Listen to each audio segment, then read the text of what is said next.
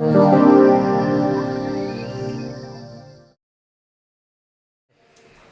James Fraser. I'm chairman of the Friends of Loch Lomond and Trossachs Conservation and Heritage Charity, and was on the panel this evening, and I was impressed by the quality of questions that came and some of the debates that took place. Clearly a lot of well-informed people in the audience, but quite clear as well, strong views in different camps, particularly with some of the local Windfarm issues which are facing the area at the present time for a decision. Generally I thought it was very constructive evening. Some interesting topics, and certainly I learnt a few things from on the technical side of the Windfarm debate, whereas my specialism very much is landscape quality and tourism impacts generally, given that my background is tourism, and I've appeared at a number of inquiries, and obviously I was chief of the tourist board for the area for many years, so know the area intimately. I think one of the big things we're facing just now is the buffer zone of the national park. National park's a no-go area for wind farms, but that's brought its pressures on the peripheries, and obviously Helensburgh and the Cove area, particularly the Cove one in context of the Cowell Peninsula, is a big issue, and that's been quite divisive, and no doubt there'll be a major public hearing on that later in the year. That's great. You felt you were able to get your points across okay? Yes, indeed. I thought that Henry chaired it very well, given that in the latter part of the evening that some people wanted to make points as opposed to ask questions.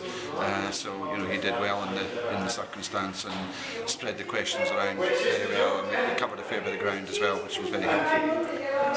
Well, my name's Stuart Young. I'm down from Caithness. I'm chairman of Caithness Caithness Windfarm Information Forum, and I thought it was a very good evening. There was quite a lot of different views made. There were some quite erroneous statements left uncountered, but by and large it was a bad effort.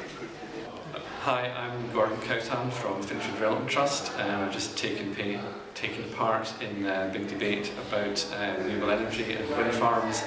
It was a very interesting evening, some very excellent questions from the floor, and some pretty good responses from the panel as well. So I hope everybody enjoyed themselves as much as I did. My name's Graham Lang, and I'm the chair of Scotland Against Spin, a national alliance of individuals and groups opposed to wind turbine and wind farm development in Scotland, who hope to change and influence the Scottish planning policy to be less dependent on renewables, particularly wind, and have a better balanced energy policy. I've come a long way. I've come from nearly St Andrews, almost the other side of Scotland, to listen to the big debate in the hall in Helensburgh run by the Helensburgh Advertiser. I tried quite hard to get onto the panel, but didn't have quite the right criteria. But I enjoyed it very much. I thought Henry Ainsley chaired the thing very well, and most of the panellists acquitted themselves pretty well. There were some sort of diversions from what was really important into areas of almost nonsense, but that always happens in these things. I think there must have been more than 100 people here, so I think on a lovely sunny night that's quite a good turnout. Many people might probably have been going for a walk along the beach or something like that. So all credit to the Helensburgh Advertiser for putting on a good show.